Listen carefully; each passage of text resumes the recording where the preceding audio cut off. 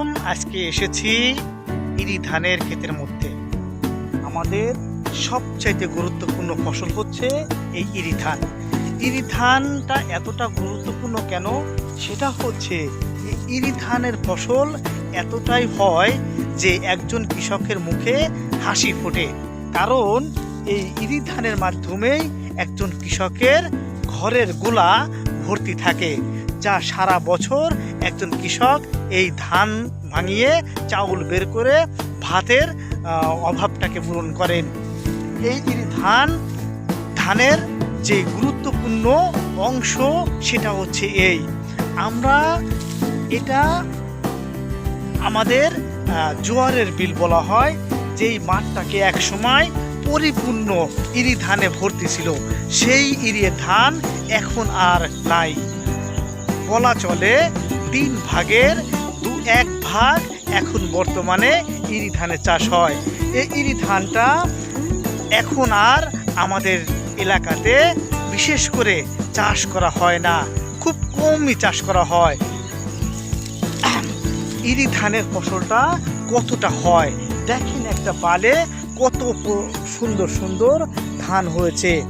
আমরা এই ধানটাকে আরো ভালো করে দেখার জন্য আমি ভিডিওটাকে ধানের কাছে নিয়ে যাচ্ছি। আপনারা যারা এই ইরি ধান সম্পর্কে আইডিয়া আছে, যাদের সবচাইতে এই বিষয়টাকে জানেন, তারা অবশ্যই ইরি ধানের গুরুত্ব, ইরি ধানের ফলন সম্পর্কে আইডিয়া আছে। আমাদের একটা সময় আসে আষাঢ় শ্রাবণ মাসে, যেটা আমন ধানের চাষ হয়। সেই আমন ধান এতটা ফসল হয় না, যেটা এই ইরি ধানের ফলন হয়। কিন্তু এই ইরি ধানটা অনেক বেশি আকারে ফলন হয়ে থাকে, যার ফলে এই ইরি ধানটাকে প্রায়োরিটি দেওয়া হয়, গুরুত্বপূর্ণ সহকারে দেখা হয়।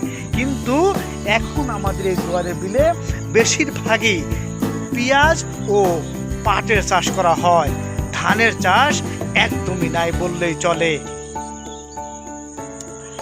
ইরি ধানটাকে আপনি দেখেন কত সুন্দর পরিমাণে ধান হয়েছে, দেখেন কত সুন্দর এই মাঠে ধান হয়েছে। এই ধানটাকে আমার খুবই ভালো লাগে, দেখতেও সুন্দর, ধরতেও সুন্দর, ভারী ফসল, চমৎকার ফসল এটা। যারা আমার ভিডিওটা দেখবেন তারা অবশ্যই এই ধান সম্পর্কে একটা করে কমেন্ট করবেন, যাতে আমি ভিডিওগুলো তৈরি করতে একটু উৎসাহিত হই।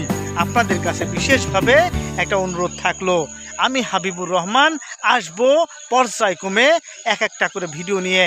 কৃষি বিষয়েই ভিডিও থাকবে ইনশাল্লাহ, বেশি ভ্রমণ বিষয় ভিডিও থাকবে, বিভিন্ন পর্যটন বিষয় ভিডিও থাকবে। আপনারা অবশ্যই আমার ভিডিওগুলো দেখবেন এবং একটা করে লাইক, একটা করে কমেন্ট করে যাবেন, যাতে আমি ভিডিও তৈরি করতে উৎসাহিত হই।